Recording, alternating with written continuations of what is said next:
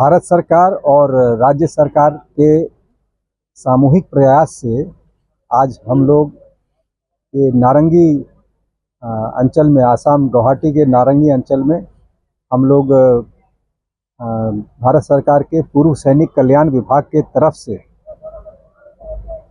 जितने भी ex serviceman हैं उनके लिए जॉब फेयर का आयोजन किया गया है और इस आयोजन में 1000 से अधिक एक्स सर्विसमैन यहाँ उपस्थित हुए हैं और लगभग 55 कॉरपोरेट हाउसेस से विभिन्न कंपनियां जो हैं वो आई हैं वहाँ पर और उन्होंने 700 से अधिक वैकेंसीज जो है यहाँ पर बताया है, जिसमें कि हमारे एक्स सर्विसमैन को जॉब अपॉर्चुनिटीज़ मिलने का हमें उम्मीद है।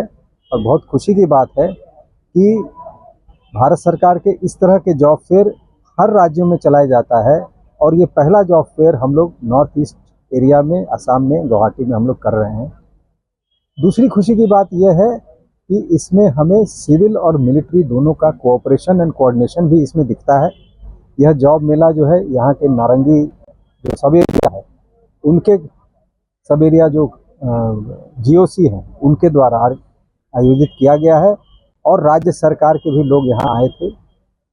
राज्य सरकार के जो मंत्री हैं, skill development minister, employment and entrepreneurship development minister Shri Prashanta Phukan, उनके द्वारा यह जॉब फेयर उद्घाटित किया गया। तो बहुत ही हर्ष और प्रसन्नता की बात है कि भारत सरकार, राज्य सरकार दोनों का सामूहिक प्रयास, सिविल अथॉरिटीज़, मिलिट्री अथॉरिटीज़ दोनों का सामूहिक प्रयास से इतनी अधिक संख्या में एक सर्विसमैन यहाँ पर आए और कॉरपोरेट्स भी बहुत अधिक संख्या में आए और इतने सारे जॉब्स के वैकेंसीज़ के अपॉर्चुनिटीज़ लेकर के आए हैं। मुझे उम्मीद है कि इसका बहुत लाभ सभी एक सर्विसमैन लोगों को मिलेगा और उनके माध्यम से जनसाधारण नागरिकों को भी बहुत सहायता मिलेगी। সাংবাদিক বন্ধুসকল, আজি সঁচাকৈ আমাৰ কাৰণে এটা ঐতিহাসিক দিন। নাৰেংগী মিলিটাৰী ষ্টেচনত আজি তেখেতসকলৰ উদ্যোগত যি জব মেলা আয়োজন কৰা হৈছিল, এই জব মেলাৰ জৰিয়তে আজি বিশিষ্ট ব্যক্তিসকলৰ উপস্থিতিত আজি আমি বহুকেইজন এক্স সাৰ্ভিসমেনক তেখেতসকলৰ কৰ্মসংস্থাপন দিয়াৰ কাৰণে এটা ব্যৱস্থা কৰা হ'ল।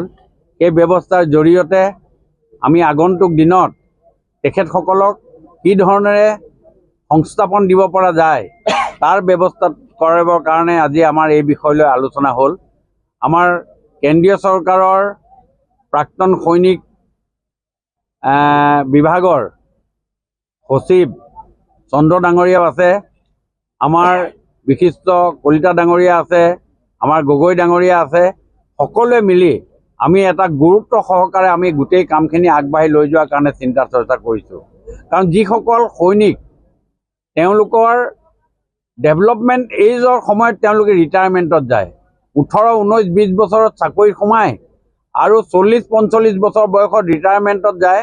ৰিটায়াৰমেণ্টত যোৱাৰ পাছত সেই মানুহজনৰ যথেষ্টখিনি দক্ষতা থাকে। এই দক্ষতাটো ইউজ কৰিবৰ কাৰণে আজি এই সমন্বয়ৰ জৰিয়তে মিলিটেৰিয়ান আৰু চিভিলিয়ানৰ মাজত এটা সমন্বয় গঢ়ি আজি এই জব মেলাটোৰ ব্যৱস্থা কৰা হৈছে আৰু এই জব মেলাৰ জৰিয়তে আগন্তুক দিনত আমি সকলোকে সুবিধা দিয়াৰ আমি ব্যৱস্থা কৰা হৈছোঁ।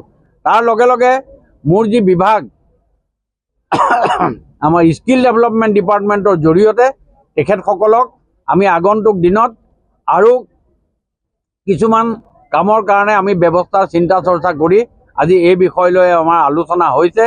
আমাৰ চন্দ্ৰ ডাঙৰীয়াই এই গোটেইটো বিস্তাৰিতভাৱে কৈছে আৰু মই ভাবোঁ যে ইয়াৰ দ্বাৰা আগন্তুক দিনত আমি অসমৰ মাননীয় মুখ্যমন্ত্ৰী ডক্টৰ হিমন্ত বিশ্ব শৰ্মা ডাঙৰীয়াৰ লগত বিস্তাৰিতভাৱে আলোচনা কৰি তেখেতসকলৰ কাৰণে আমি কি ধৰণে সুবিধা কৰিব পাৰোঁ, তেখেতসকলক কি ধৰণে প্ৰিফাৰেঞ্চ দিব পাৰোঁ আৰু তেখেতসকলৰ ভিতৰত থকা যি প্ৰতিভা, এই প্ৰতিভাখিনি কেনেকৈ আমি বিস্তাৰিতভাৱে আমি গ্ৰহণ কৰিব পাৰোঁ তাৰ কাৰণে আমি আজি এই সভাখনৰ জৰিয়তে এটা বিশেষ ব্যৱস্থা হাতত লোৱাৰ কথা চিন্তা চৰ্চা কৰিছোঁ। মই সকলোকে বিশেষকৈ আৰ ডি শৰ্মা ডাঙৰীয়া আৰু তেখেতক বিষয় গ্ৰুপক মোৰ ফালৰ পৰা মই বিশেষভাৱে ধন্যবাদ জ্ঞাপন কৰিছোঁ। আৰু আজি আমাৰ লগত সহযোগিতা কৰাৰ কাৰণে কলিতা ডাঙৰীয়া, গগৈ ডাঙৰীয়া, চন্দ্ৰ ডাঙৰীয়া সকলোকে মোৰ ফালৰ পৰা বিশেষভাৱে মই তেখেতসকলক ধন্যবাদ জ্ঞাপন কৰিছোঁ। নমস্কাৰ। শৰীৰৰ যিকোনো অসুবিধাৰ সন্মুখীন হৈছে নেকি আপুনি? শাৰীৰিক সমস্যাৰ প্ৰতিকাৰ কেৱল আমি দিম। অভিজ্ঞ চিকিৎসকে দিব সুপৰামৰ্শ। প্ৰতি সপ্তাহত থাকিব বিভিন্ন ৰোগৰ বিশেষজ্ঞ চিকিৎসক।